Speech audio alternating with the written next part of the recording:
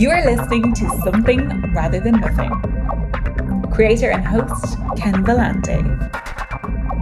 Editor and producer, Peter Bauer.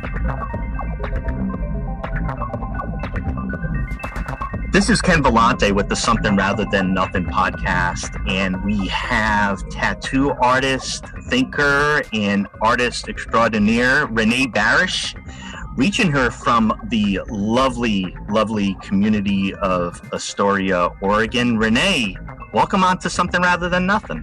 Hi, thank you for having me.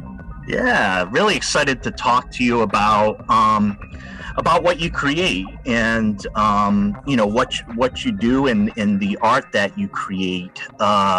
Starting from the beginning, though, hearing a bit more like about you and where you come from is a question about you as an artist and your propensity to being an artist. When you were born, when you were younger, were you an artist? Do you identify yourself as an artist or a creator? Yeah, I would say so. It's interesting. I kind of heard two questions there. There's the question of, were you born an artist or creator? And then did you identify as an artist? Yeah. And first I want to say, I think everybody is born an artist. I really believe that as we live our lives in the best way we can to stay true to ourselves, like that is our art. And so everybody is born an opportunity to live their art and to embody their art and whatever falls to them. So I'll say that first. And then for me, identifying as an artist was kind of a default. My parents are both visual artists, and I grew up in Portland, very involved in a number of art communities. And there was just always art in the home and art being created. And so from a very young age, yes, there was this emphasis on, whatever you do, your creative process and your creative vision comes first, whatever that looks like. If it's visual art, if it's music, if it's, outward expression like clothing or jewelry. I would say artist was just kind of in my blood from the beginning.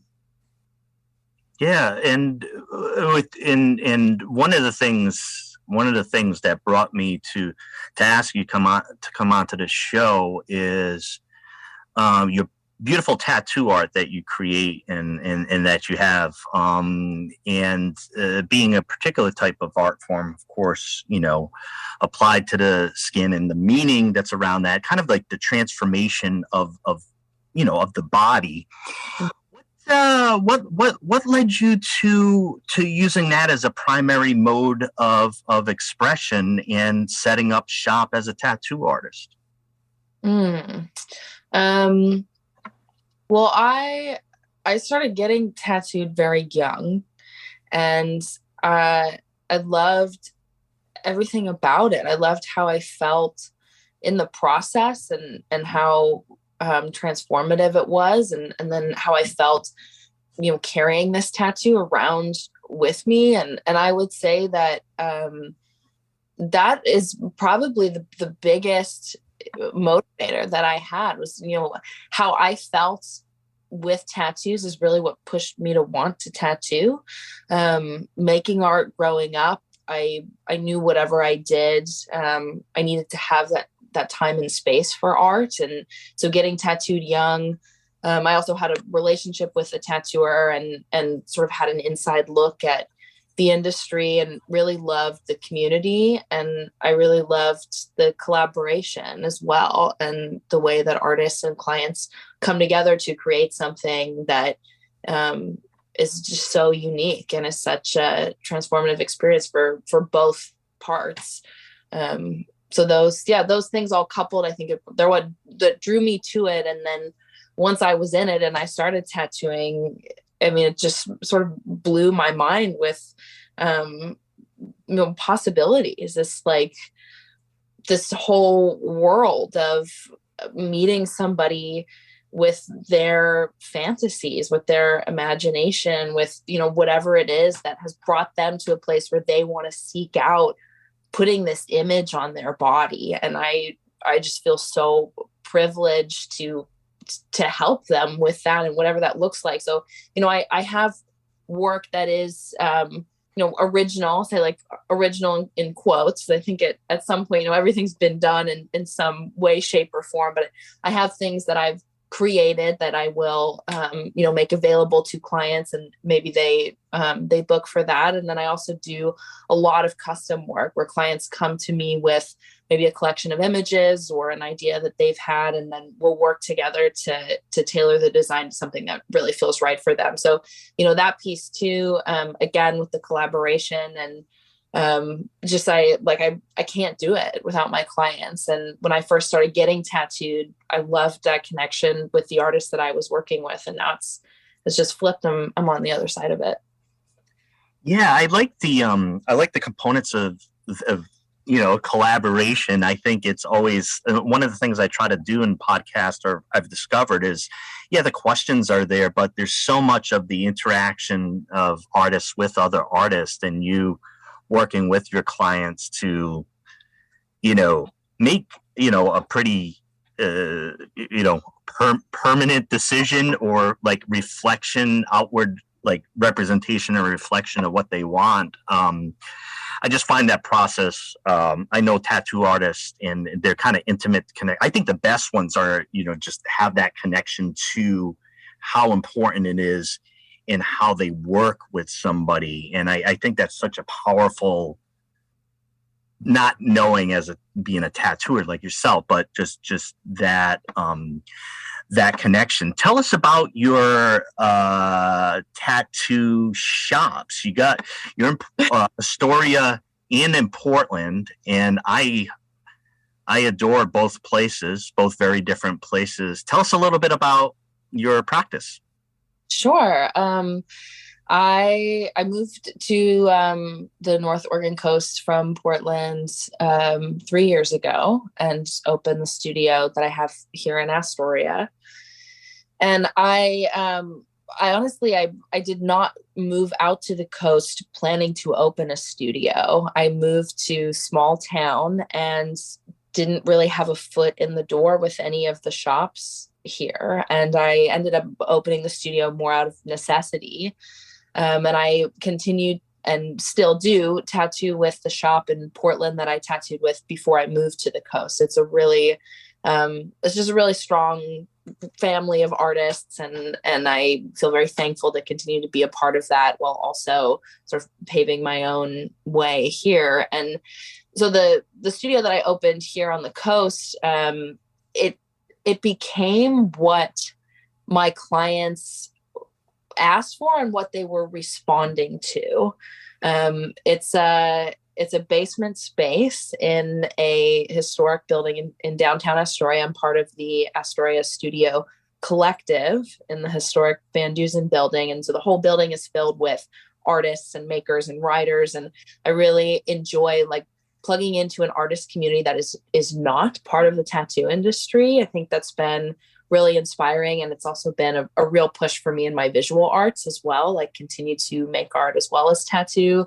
And so the space, being in the basement, it feels very intimate. It's very warm. I have a lot of lanterns and tapestries, and painting the floor red was the best thing that I ever did.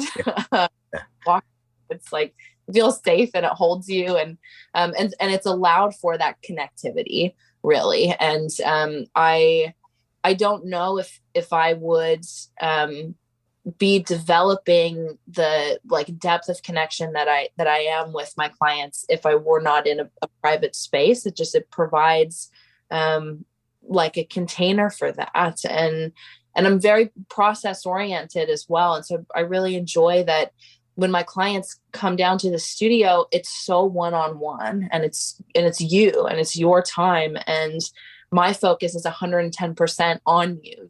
I don't have people waiting in the lobby or other artists around. And it means that your tattoo, it'll evolve in that process as well. We have our design ahead of time, but if you come in and we have a 3 or 4 hour session booked, it probably ends up being 5 hours, because we're also just hanging out.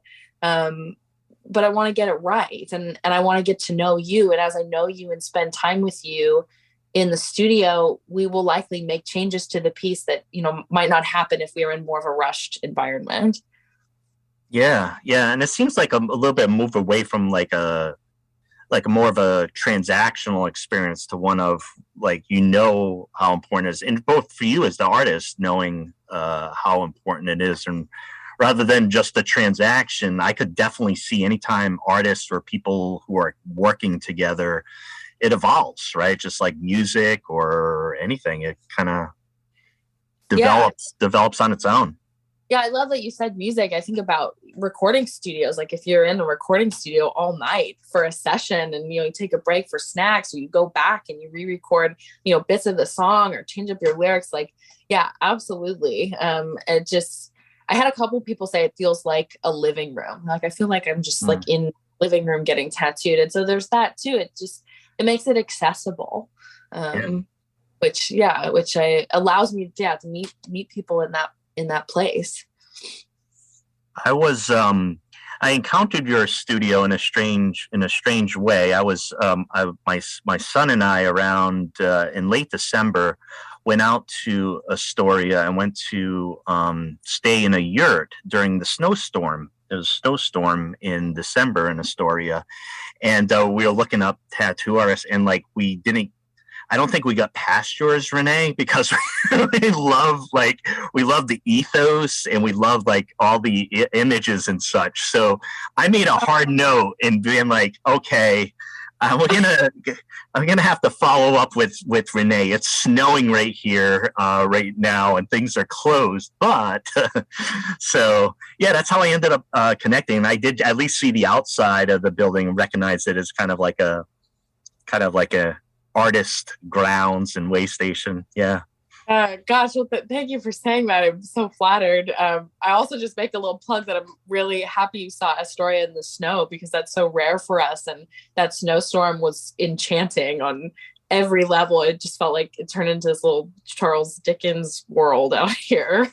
It was quite beautiful, and I didn't notice distinctly. I've visited Astoria a few times. I've lived in the area for about 11 years, and one of the pieces about Astoria which really appeals to me and where I'm from Rhode Island, and what I saw in Astoria was kind of like this, almost like historically like this seafaring fishermen, those who can deal with water in intense elements of the Columbia and the Pacific. So it led to like, I think, different settlement patterns and different immigration patterns that I would experience on the East Coast as well. So I come from some Portuguese background, and I started to think of like types of communities that know the waters and know fishing there. So I know like there's a large Finnish population. I knew there were some Portuguese, and the immigration pattern of those who would be able to deal with the tempestuous waters there ended up being there. And I think that pattern for me felt different than other settlement patterns in Oregon. So I've always been attracted to Astoria because it feels familiar to me in that way. Yeah. Interesting. And yeah, I understand that. Absolutely. It feels very edge of the world to me too. Yep. I love that so many people, have been here for generations, and at the same time, there are many of us who chose this place. Yeah. And that mix, everybody who I've encountered here wants to be here, which is something too. The whole vibration of Astoria is like, there's this history, but there's also people who want to be here to contribute because we love this place. Also makes it very welcoming. Yeah. Well, we share the Astoria love. I find it to be a fascinating place, and I love you have a tattoo shop there. Okay, Renée, we're talking some about art and creating things. I want to ask one of the big questions for you as a creator and artist. What is art? What is art? What is art for you? I think art for me, is an expression of the human experience. It's catharsis. Whatever we are moving through as human beings, art is a way to share and to try to process and make sense of it, especially for things that we don't have words for in our languages, like an image, a sound, a movement. Art is so inclusive of so many things. And I would say art is an expression of us and what we are embodying and seeing and hearing and just downloading every day, being on earth. Yeah. I think it's such an important question. It gets asked, particularly when you ask artists, it's like almost like, how do you live? Or like, what's your living like? Or what's it like to breathe? Because there's a strong drive to create. And I think having, just thinking about what it is, when we call something art, I've just been fascinated over the years by the variety of answers, whether it's something that seems ephemeral that might go away, like the way somebody dances, like as being artistic, but it's in a moment. And I think a lot of times people think of art in a very limited way that kind of impairs their ability to answer the question. Like, I'm thinking Mona Lisa, and that's all I'm thinking. Like, that's what an artwork is. And of course it's beautiful and it's a famous work of art, but it can be limiting as far as, what we perceive to be art. And I know with tattoos, I mean, tattoos are an evolving form, been around for the longest time. But I think even in American culture, there's a different feel about the acceptability, the recognition of tattoo artists as preeminent artists, and those type of things. Is that a trend of maybe just the popularity of tattoos? Is that something you've seen in time, and has that impacted kind of how you want to approach things? So, for example, the dedicated time that you spend in creating that space, what are you observing within tattooing, and how are you reacting to some of those elements? Like how tattooing is like more mainstream. Yeah, that's probably just it right there. Yeah. I think it's great. It's like I think I've definitely encountered and worked with tattooers who are very me against the world and have continued to hold that. And I think maybe they attract clients who are of a similar state of mind, which is great. Like, I'm glad they found each other. But I would say too that more people than not, in my experience, are curious about tattoos, but have not felt comfortable or safe to ask questions to a tattooer or to go into a shop just to gather information, whether or not they want to commit to the appointment. And one of my goals too with this space has been for it to feel accessible and inclusive is really big.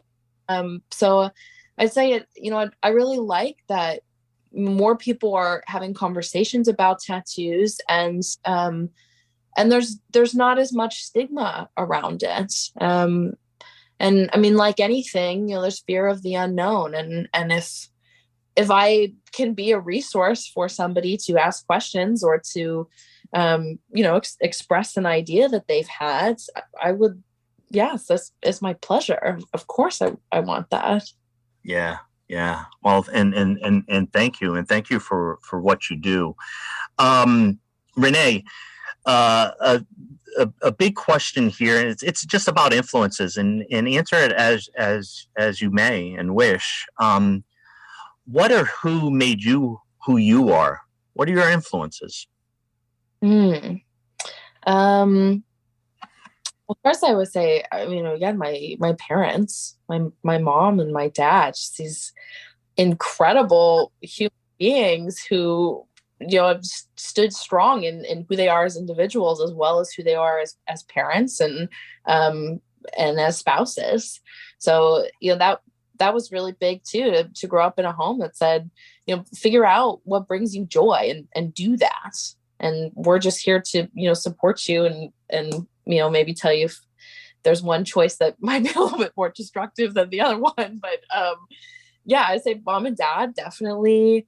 The environment of the Pacific Northwest, I think too, like I grew up in Portland, and we spent a lot of time throughout my childhood on the Oregon coast, south, like Waldport and Yachats. And then, in parks, like up in the gorge too, hiking in the forests along the rivers. And so this wildness as well. And I think that, being in nature as a child and having parents say, really get in touch with like, what is underneath this? Like, what is the essence of you? It was a combination of this, very primal state that I think a lot of us who live in the Pacific Northwest now, it's part of what calls us here, is this connection that people have with these incredible old growth forests and, the Pacific Ocean. So I would say that it's just, I guess, just like truth, like saying true to me and true to my connection with the planet and a human being, like in this body and in this human form. And tattooing is a way to express that, is a way to ornament that. I think it can be all encompassing of just like sort of bringing together your spiritual essence and your physical essence. And growing up in the Pacific Northwest really provided a place for that to happen for me. Yeah, it's a beautiful environment. I've adored Oregon's environment, and it's the places since I've lived here. I wanted to ask you, Renee, about that. You talked about maybe how the tattoo can change your ideas and the art itself can evolve with your relation with the client. And you're talking about space, which I'm really picking up on what you're saying. I found that a place like Astoria for me is very influential on maybe how I think and how I create. Portland has been, both in artists that I've interviewed. I've spoken highly of the complicated place of Portland in the sense of, I really do feel there, for me, I'm a 49-year-old white male, but I feel that the artistic and expressive environment is open. It feels like a place compared to many other places where people can say, boom, this is me. And there's something there that I really like. What I wanted to ask you is, as far as not just the relationship you have with the client, but where you are in Astoria and in Portland, do you find that there's certain things that come through you as a creative person that feel different in those locales compared to others? That's an interesting question. I will say there's definitely a difference for me in an urban environment versus small town. There's a pace to the city. And I mean, even Portland is slow compared to like any big cities, especially if you go east. But there's definitely a pace that, since moving to the coast, I've had to sort of like retrain myself. And so, be it like when I work in Portland, I enjoy moving at a faster speed. I tend to maybe miss details that here on the coast with clients, I'm just slower. I guess I recognize more. So when you talk about the evolution of that process too, with editing or having a conversation about your piece when you come into the studio, it's easier for me to hold space for that on the coast. And in the city, it does feel rushed, or it can feel rushed for me. I guess that's kind of the best answer I have for that. I don't feel like in any way I am like less of myself or have to like prove anything. And if that makes sense, like I think for some people in urban environments, it can definitely harden us. There's along with that pace, there's sort of like this expectation that you maybe will just like earn your space. Like if you don't want the safety of anonymity, which, so is very appealing to some people in a city as well. Like if you're going to stand out and live loud, then prove to us that you are worth doing that, or like, why are you doing that? And I don't feel that. And I especially don't feel that in Astoria. We're here, again, people who are here want to be here. And so you also want to know your neighbor. Like if you chose this place, tell me why you chose it. And what is it that you're doing here that inspires you to be here? So I definitely hold on to that and take that with me when I am in the city. Yeah, I enjoy. I mean, and part of me asking too is, with I think with artists and their perceptions, it can really inform like ways of thinking about space and like how we interact with humans. And I just love what you had to say on that. Renée, I have the big question of the show that I need to ask you.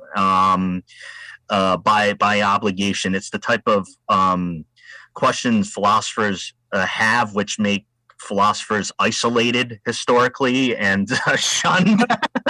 Okay. But no, it's the big one. And it has to do with you being a creator as well. But why do you think there's something rather than nothing? Because if there was nothing, what are we doing? Like that's a void. Yeah. And, and at the same time, you can't have an up without a down. So you can't have a something without a nothing. And so if you are a something, what is the alternative? Well, the alternative is nothing. I don't want that. Like that doesn't very fun. It's not like I'm going to learn or grow. Yeah.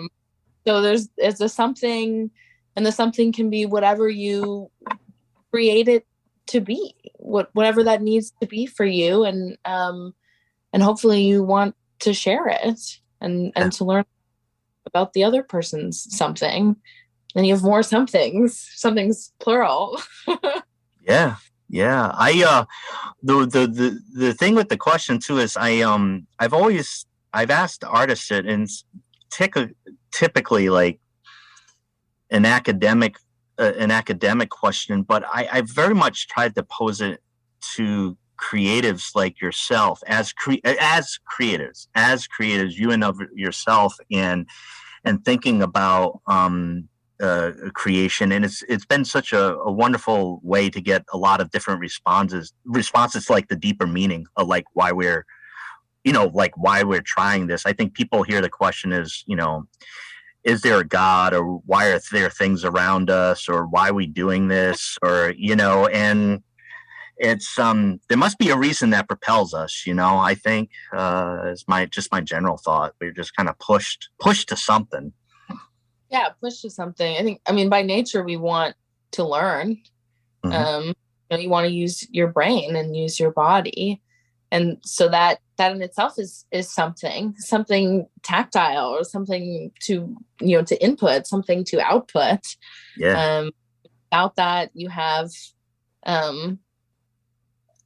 you have nothing. I mean, without that, you have lethargy. I don't.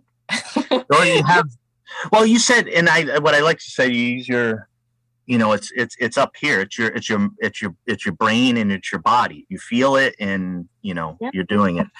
All right, Renée. So I've been able to encounter your art and have had the pleasure of speaking with you. But I want you to let the audience know of like, where do they check out your stuff? Like anything that you create, where do they find you? All that type of stuff, because there'll be a few listeners who'll be pretty intrigued by what you have to say and want to know where you are. Oh, Well, hi, listeners. I guess I didn't even do like a formal hello. Yeah, they'll love it. Oh, I'd love to hear from you. Yeah, so my studio in Astoria is Simply Human Art.